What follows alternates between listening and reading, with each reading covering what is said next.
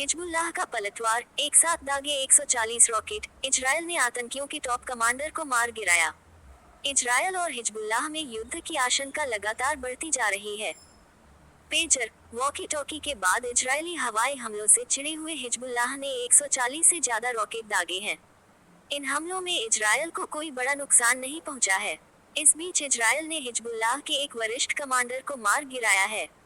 Hezbollah ने शुक्रवार को उत्तरी इजरायल पर 140 से ज्यादा रॉकेट दागे।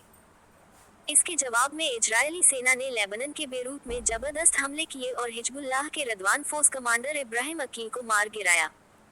लेबनानी स्वास्थ्य अधिकारियों के अनुसार, यह अभी स्पष्ट नहीं हो पाया है कि अकील बेरूत पर हुए इजरायली हमले में मारा गया या नहीं। इस हमले में कम से कम 8 लोग मारे गए थे और 59 अन्य घायल हो गए थे। इस बीच इजरायल ने लेबनान सीमा पर सैनिकों की संख्या को और ज्यादा बढ़ा दिया है।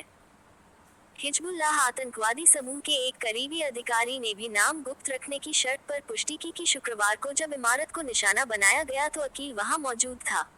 अधिकारी इस बात की पुष्टि नहीं कर सके कि अकील मारा गया है या नहीं। अकील हिजबुल्लाह की एलीट रदवान फोर्स और समूह की सर्वोच्च सैन्य संस्था जिहाद काउंसिल के प्रमुख के रूप में कार्य कर चुका है।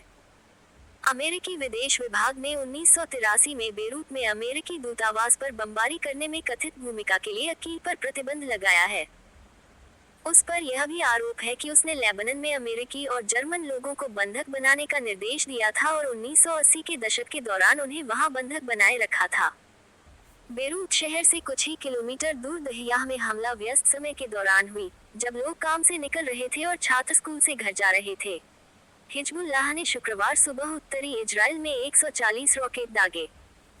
ये हमला आतंकवादी समूह के नेता हसन नसरल्लाह द्वारा इजरायल पर बड़े पैमाने पर बमबारी का बदला लेने की कसम खाने के एक दिन बाद हुआ।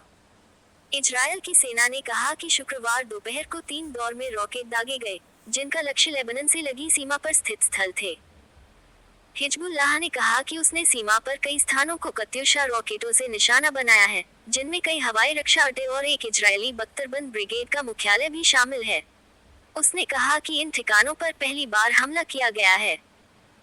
इजरायली सेना ने कहा कि गोलान पहाड़ियों, साफेद और ऊपरी गलीली के क्षेत्रों में 120 मिसाइलें दागी गईं, जिनमें से कुछ को हवा में ही नष्ट कर दिया गया।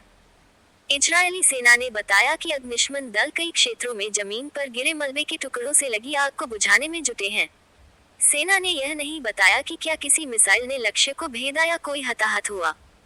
सेना ने बताया कि मेरोन और नटुआ क्षेत्रों में 20 मिसाइलें दागी गईं और इनमें से अधिकांश खुले क्षेत्रों में गिरी। सेना ने बताया कि इसमें किसी के हताहत होने की खबर नहीं है।